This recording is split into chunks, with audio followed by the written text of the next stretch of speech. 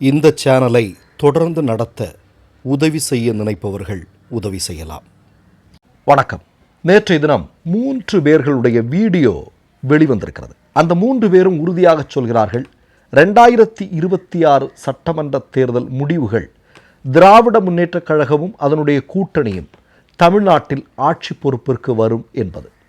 சொன்னவர்கள் திராவிட முன்னேற்றக் கழகமோ இந்தியா கூட்டணியை சார்ந்தவர்களோ அல்ல. ஒருவர் ஓ பன்னீர்செல்வம், மற்றொருவர் ராஜேந்திர பாலாஜி, இன்னொருவர் பாஜகவினுடைய மாநில தலைவராக இருக்கக்கூடிய நயினார் நாகேந்திரன். இவங்க 3 பேருமே சொல்லியிருப்பதனுடைய ஒரு பொருள் என்ன அப்படின்னா, மீண்டும் திராவிட முன்னேற்றக் கழக அரசு தமிழ்நாட்டில் ஆட்சி பொறுப்பிற்கு வரும்னு. பன்னீர்செல்வம் என்ன சொல்கிறார் அப்படின்னா, திமுக கண்டிப்பாக வெற்றி பெறும். அதற்கான காரணம் என்னென்னா, எதிர்கட்சியில் இருக்கக்கூடிய எல்லாருமே சிதறண்டு போயிருக்கிறோம், தனித்தனியாக இருக்கிறோம், பலவீனமாக இருக்கிறோம். அதனால் திராவிட முன்னேற்ற கழகம் ஆட்சி பொறுப்பில் வரும். அதை நான் சொல்ல வேண்டிய தேவையில்லை, மக்களை சொல்லி கொண்டிருக்கிறார்கள். அதுதான் கள யதார்த்தம் என்று பன்னீர்செல்வம் சொல்கிறார். நயினார் நாகேந்திரன் என்ன சொல்கிறாரு, ஐயையோ விஜய்க்கு கரூரில் போனால் அங்கே பாதுகாப்பு இல்லை, அதனால தான் அவர் அங்கே வந்து எதுவும் பண்ண முடியல, தமிழ்நாடே மிகப்பெரிய சிக்கல் இருக்குது, விஜய் மாதிரியான ஆட்களுக்கு பாதுகாப்பு இங்கு இல்லை அப்படிங்கிற மாதிரி விஜயை ஆதரிக்கக்கூடிய, விஜயை தாளாட்டி வளர்க்கக்கூடிய ஒரு கட்சியாக பாஜக மாறி இருக்கிறது. ஏன்னா பாஜக என்று சொல்லக்கூடிய அந்த கட்சியினுடைய 2026 சட்டமன்ற தேர்தல் கூட்டணிக்குள் தமிழக வெற்றி கழகத்தை கொண்டு வந்தால்தான் இங்கே ஒரு சீட்டாவது கனவு காண முடியும் என்கிற நிலைக்கு நயினார் நாகேந்திரன் இருக்கிறார் அப்படிங்கிறது தெரியுது.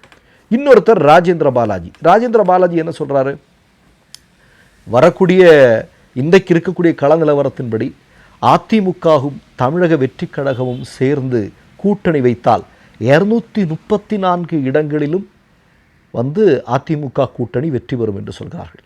தனியாக அதிமுக நிற்கும் பட்சத்தில் 150 இடங்களுக்கு மேல் வெற்றி பெறும். தமிழக வெற்றி கழகமும் சேர்ந்து வந்ததென்றால் அதிகமான இடங்களில், அதாவது 234 இடங்கள், அதாவது தமிழக வெற்றி கழகத்திற்கு தற்போதைய நிலைமை என்ன அப்படின்னா 70 இடங்களுக்கு மேல் வெற்றி பெறுவதற்கான வாய்ப்பு இருப்பதாக ராஜேந்திர பாலாஜியே சொல்லிக் கொள்கிறார். அப்போ எப்படியெல்லாம் இவர்கள் ஒரு கூட்டணி கணக்கு போடுகிறார்கள் என்பது, இதற்கெல்லாம் ஒரு ஒரு முக்கியமான இடம் எங்கே இருக்குது, அங்கே தான் நீங்கள் அமித்ஷாவை பார்க்கணும். அமித்ஷா என்ன பண்ணுறாரு, அமித்ஷாவிற்கு தெரியுது இங்கே ஒருபோதும் பாஜக ஆட்சி பொறுப்பிற்கு வர முடியாது, ஒரு இடத்துல கூட வெற்றி பெற முடியாது. வெற்றி பெறணும்னா என்ன பண்ணணும், எல்லாரையும் சேர்த்து நிப்பாட்டணும். திராவிட முன்னேற்ற கழகம் அதனுடைய கூட்டணி கட்சிகளை தவிர்த்து பாமக, அதே மாதிரி நீங்கள் பார்த்தீங்க அப்படின்னா தமிழக வெற்றி கழகம், அதிமுக, இந்த மாதிரியான எல்லா கட்சிகளையும் ஒன்றிணைத்தால் மட்டும்தான் இங்கே ஓரளவுக்காவது சில வெற்றிகளை பார்க்க முடியும் என்பது அமித்ஷாவினுடைய திட்டம். அதனால் அமித்ஷா சொன்னதின்படி இன்றைக்கி பன்னீர்செல்வம் மாதிரியான ஆட்கள் என்ன பண்ணியிருக்கிறாங்கன்னா, இல்லை தினகரன் மாதிரியான ஆட்கள் என்ன பண்ணுறாங்க அப்படின்னா, தொடர்ந்து எடப்பாடியை அவர் ஒன்றுமே இல்லை, அவர் எதுக்கும் லாயக்கில்லாதவர், அவர் கீழே அந்த கட்சி முழுமையாக அழிந்து கொண்டிருக்கிறது என்ற தோற்றத்தை உருவாக்கி எடப்பாடியை பின்னுக்கு தள்ளி கொண்டிருக்கக்கூடிய காட்சியை நம்ம பார்க்குறோம். இது வந்து அமித்ஷாவினுடைய திட்டம். ஓபிஎஸ்ஸை வச்சு பேசுறது இல்லை, சரியில்லை, போயிடுச்சு. அதே மாதிரி நீங்கள் பார்த்தீங்கன்னா தினகரன் தொடர்ந்து இதை தான் பேசிக்கிட்டே இருக்கிறார். நம்ம கவனமாக பார்த்தீங்கன்னா தெரியும், அது தொடர்ந்து பேசி கொண்டு இருக்கிறார். அப்போது இதெல்லாம் அதிமுக கட்சியை சார்ந்தவர்களுக்கு அல்லது அதனுடைய கூட்டணியில் இருக்கக்கூடிய நபர்களுக்காக அமித்ஷா கொடுத்திருக்கக்கூடிய அஜெண்டா. ஏன்னா சிறப்பு வாக்காளர் திருத்தம், அதை தொடர்ந்து தமிழ்நாட்டில் எப்படியாவது ஆட்சி பொறுப்பிற்கு வரணும். அப்போ ஒன்று நடந்துருச்சுன்னா இது நடந்து ஒரு வலிமையான கூட்டணி என்கிற ஒரு தோற்றத்தை அமித்ஷாவால் உருவாக்க முடிந்தது அப்படின்னா, வாக்கு திருட்டுக்களின் மூலமாக எதையாவது ஒன்று பண்ணி தமிழ்நாட்டில் மீண்டும் ஆட்சி பொறுப்புக்கு வந்துடலாம் அப்படிங்கிறது ஆர்எஸ்எஸ்னுடைய 100 வருட கால திட்டம். அதை நம்ம மறந்துட முடியாது. அப்போ அதற்கான ஒரு வேலைகளைத்தான் இவங்க செஞ்சுக்கிட்டு இருக்கிறாங்க. இப்போ பாருங்களேன், நீங்கள் தனித்தனியாக இவர்களுக்கு நிற்பதற்கோ அல்லது தற்போது இருக்கக்கூடிய கூட்டணியை வைத்தோ இவர்களால் எதுவுமே செய்ய முடியாது அப்படிங்கிறது அமித்ஷாவிற்கும் ஆர்எஸ்எஸ்ஸிற்கும் எடப்பாடிக்கும் ராஜேந்திர பாலாஜிக்கும் பன்னீர்செல்வத்திற்கும் தினகரனுக்கும் விஜய்க்கும் எல்லாருக்குமே தெரிஞ்சிருக்கு. அதனால் இந்த கூட்டணி என்ன அப்படின்னா சேரணும் அப்படிங்கிறது ஆர்எஸ்எஸ்னுடைய விருப்பம். அதன் மூலம் தமிழ்நாட்டில் ஆட்சி பொறுப்புக்கு வரணும்னு. ஆனால் உண்மையான கள நிலவரம் என்ன, நீங்கள் பார்த்தீங்க அப்படின்னா திராவிட முன்னேற்ற கழகமும் அதனுடைய கூட்டணி கட்சிகளும் ஆல்ரெடி 16% வாக்கு வங்கியோடு களத்தில் நிற்கிறது. அதான் உண்மை. எப்படின்னு நீங்கள் கேட்கலாம். தமிழ்நாட்டில் இருக்கக்கூடிய இஸ்லாமியர்கள், தமிழ்நாட்டில் இருக்கக்கூடிய கிறிஸ்தவர்கள், தமிழ்நாட்டில் இருக்கக்கூடிய தலித் சமூகத்தை சார்ந்த மக்கள், இவர்களில் 100% வாக்குகளும் திராவிட முன்னேற்றக் கழக கூட்டணிக்குத்தான் வரும். வெற்றி பெறுவதற்கு ஒரு 14%, 15% வாக்குகள் வாங்குவது என்பது பெரிய விஷயமெல்லாம் இல்லை. இவர்களெல்லாம் இணைந்தாலும் கூட திராவிட முன்னேற்றக் கழக கூட்டணியை வீழ்த்துவது என்பது அது ரொம்ப ரொம்ப முடியாத விஷயம் அப்படிங்கிறது தான் தமிழ்நாட்டினுடைய யதார்த்த கள நிலவரம். அதனால் என்ன பண்ணுறாங்க அப்படின்னா, எதிர்க்கட்சி இடத்துலையாவது போகணும். இப்போ தமிழக வெற்றி கழகத்தினுடைய ஆசை என்ன?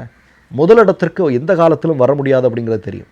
அப்போது எடப்பாடி என்று சொல்லக்கூடிய அதிமுக என்று சொல்லக்கூடிய கட்சியை இல்லாமலாக்கி 2வது இடத்திற்கு தான் வர வேண்டும். இன்னைக்கு கூட பாருங்களேன், இன்றைக்கி முதல்வர் மு.க. ஸ்டாலின் 2.0 2026 திராவிட முன்னேற்ற கழகம் 2.0 அப்படி தான் வரப்போகுது அப்படிங்கிறது ஃப்ளாஷ் நியூஸாக வந்துட்டு இருக்கக்கூடிய நேரத்தில் உடனே தமிழக வெற்றி கழகத்தின் சார்பில் ஒரு செய்தியை கசிய விட்றானுங்க, ஒரு தகவலை விட்றானுங்க. என்ன அப்படின்னா, அடுத்த 2 வாரத்தில் தமிழக வெற்றி கழகத்தினுடைய கூட்டம் தமிழ்நாடு சென்னையில் நடக்க போகுது, அதற்காக விஜய் தயாராகிட்டு இருக்கார் அப்படின்னு. இந்த செய்தியை மழுங்கடிப்பதற்கு அவர்கள் இன்னொரு செய்தியை உடனே விடுறாங்க. திராவிட முன்னேற்ற கழகத்திற்கும் தமிழக வெற்றி கழகத்துக்குங்கிற மாதிரியான ஒரு தோற்றத்தை உருவாக்குவதற்கு விஜய் பாடாய் பட்டு கொண்டிருக்கிறார். பாஜக பாடாய் கஷ்டப்பட்டு இருக்கு, அதிமுக அதை பண்ணிட்டு இருக்கு. ஆனால் இது எதுவுமே நடக்க போறதில்லை அப்படிங்கிறத மக்கள் முடிவு செய்திருக்கிறார்கள். அதுதான் கள யதார்த்தம் என்பது நமக்கு 2024 முடிவுகள் தெரியப்படுத்த போகிறது. மற்றொரு நிகழ்வில் சந்திப்போம். நன்றி, வணக்கம். முதல்வர் ஸ்டாலின் சொல்றாரு, நீங்க மூத்த அரசியல் திமுக மீது ஆட்சி அமைக்கிறதுக்கு வாய்ப்பு இருக்காங்க. இன்றைக்கு சூழ்நிலைகள் எல்லா கட்சியும் இருக்கு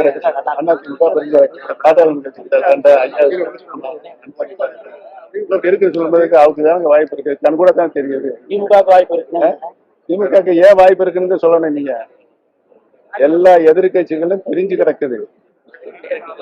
பிரிஞ்சு இருக்கும்போது அவருக்கு வாய்ப்பு இருக்குன்னு பொதுமக்கள் பேசிக்கிறாங்க. நான் பேசுறேன் சாமி. 3 யூடியூப் சேனல்கள் வியாபாரத்திற்கு இருக்கிறது. தேவைப்படுபவர்கள் இந்த எண்ணுக்கு தொடர்பு கொள்ளுங்கள். மை நேம் இஸ் ரெட் சேனலை சப்ஸ்கிரைப் பண்ணிக்கோங்க. அதுக்கப்புறமா பக்கத்தில் இருக்கிற ஜாயின் பட்டனை கிளிக் பண்ணீங்கன்னா ஒரு நியூ பேஜ் ஒன்று ஓப்பன் ஆகும். அதுலேயும் ஜாயின் பட்டனே கிளிக் பண்ணிக்கோங்க. அதில் பார்த்தீங்கன்னா credit card, debit card options இருக்கு. இதில் உங்களுக்கு விசா, மாஸ்டர் கார்டு, ரிப்பே அப்படின்னு 3 ஆப்ஷன்ஸ் கொடுத்துருக்காங்க. அதில் நீங்கள் எந்த கார்டு சூஸ் பண்ணுறீங்களோ அந்த கார்டோட நம்பர் என்டர் பண்ணிக்கோங்க. அப்புறமா கார்டோட வேலிடிட்டி மந்த் அண்ட் இயரை டைப் பண்ணிக்கோங்க. அடுத்தபடியா உங்க கார்டோட பின்னால CVC கோடுன்னு சொல்லிட்டு 3 நம்பர்ஸ் கொடுத்துருப்பாங்க. அந்த நம்பரை இதில் என்டர் பண்ணிக்கோங்க. அப்புறமா அட்ரஸ் அண்ட் இன்ஃபர்மேஷன் என்டர் பண்ணிட்டு பைங்கிற பட்டனை கிளிக் பண்ணிக்கோங்க. ஒருவேளை உங்க கார்டு நம்பர் இன்வாலிட்னு காமிச்சிச்சுன்னா உங்க கார்டுல இன்டர்நேஷனல் யூசேஜை எனேபிள் பண்ணுங்க.